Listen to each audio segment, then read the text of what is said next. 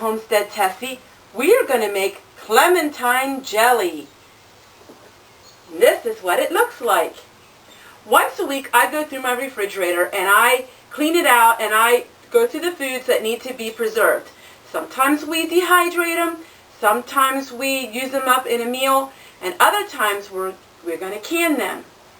I had a whole package of Clementine oranges that just did not taste very sweet. And they were laying in the refrigerator day after day after day, and nobody wanted to eat them. So I came up with an idea. Let's make some Clementine marmalade jam. So this is the recipe. It is 2½ cups of water, 18 clementines, the rinds and the fruit cut up, 1/8 teaspoon of baking soda, and 1 box of Sure Gel, and 5½ cups of sugar, and 1 lemon cut up. So what you see in my bowl is the 18 clementines. They're cut up, the skin and everything.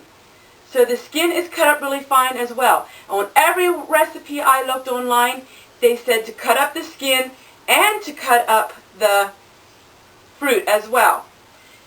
To that, we are going to put that in our kettle, just like that. And then we're going to add 2½ cups of water.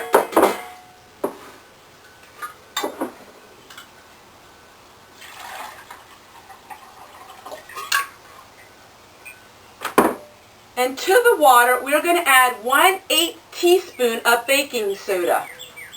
Now, I'm not sure what the baking soda is supposed to do. I'm thinking maybe to take a little of the bitterness from the skin away. I don't have 1/8 teaspoon measure. So I'm going to take just a pinch, because a pinch is about 1/8 teaspoon.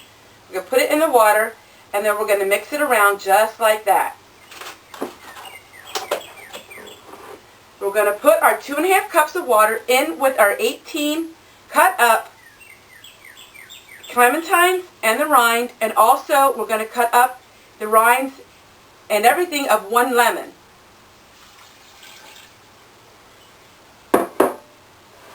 Then it says we are to cook this for 20 minutes uncovered and then 10 minutes covered. So I'm going to put this on the stove and we are going to cook this for 20 minutes. It's not supposed to come to a boil, it's supposed to come to a really high simmer. So we're going to do this for 20 minutes and then I'll get back to you and I'll show you what to do next. Alright, they've been cooking for about 20 minutes now. So now we are going to cover it and we are going to cook them for another 10 minutes. I think they're a little bit too chunky yet for me. So we'll see after the next 10 minutes. If it's still too chunky, I'm going to take my immersion blender and I'm going to blend them up a little bit. But I'll get back to you when we cook it another 10 minutes with the lid on. Okay, so I did use the immersion blender a little bit to just get it a little bit finer consistency.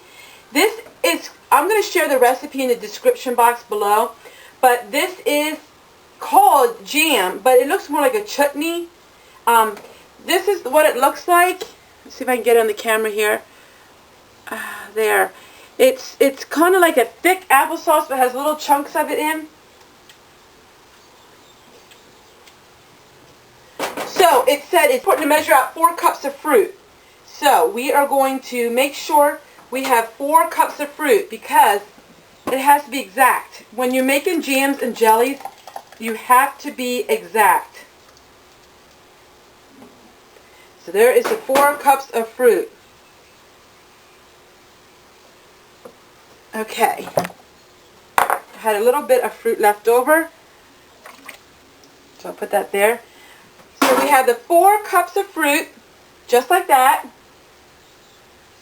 We're going to put it back in a saucepan.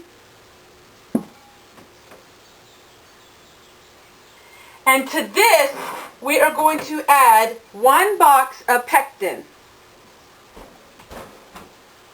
I do not buy the pectin in boxes. I buy them in bulk like this. So let's see how much it takes for 1 box. Okay, so one box is 6 tablespoons of pectin. So we're going to take 6 tablespoons of pectin. You put the pectin in, it said, before you add the sugar. So it's 1, 2, 3, 4, and it's a good thing I have extra on hand. That's one thing you want to make sure when you are going to make a recipe. Make sure you have all 5, and stir it around each time so we don't get clumps.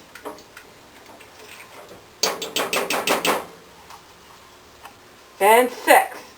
So 6 tablespoons equals 1 box of the pectin if you want to buy it in bulk.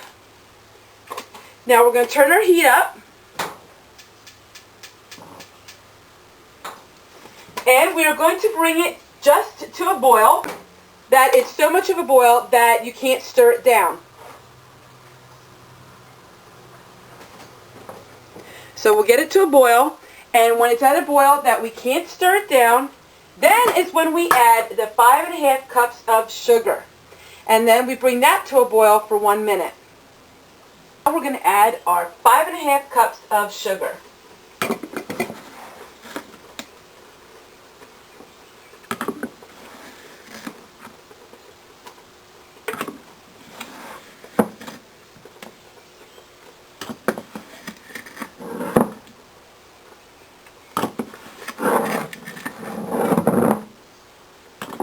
It is a lot of sugar, but for jams and jellies it is. It's always a large amount of sugar. And we're going to stir that and bring it to a boil. And to that we add a little bit of butter. And the reason why we add a little bit of butter to it, it will keep your jam from producing foam, which foam can be really just ugly. It doesn't do anything for the taste, but it looks really, really pretty. That's what I wish I could show you. Look, let me see if I can get it at the camera. Let me bring the camera over. Jelly looks like very pretty.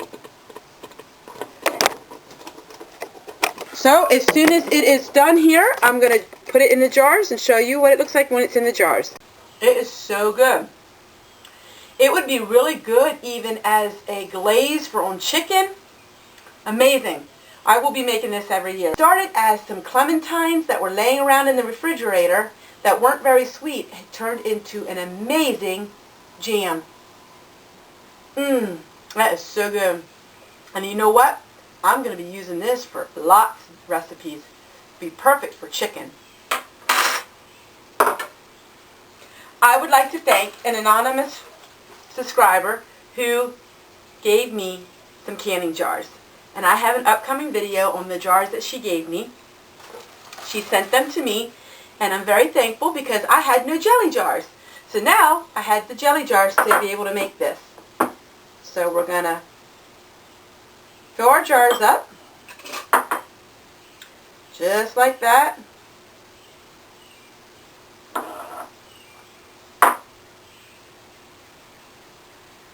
I'm going to fill all these jars up, and then you put them into the canner boiling water bath for 10 minutes, and I'll show you what it looks like when they're all sealed. This is an A+ recipe.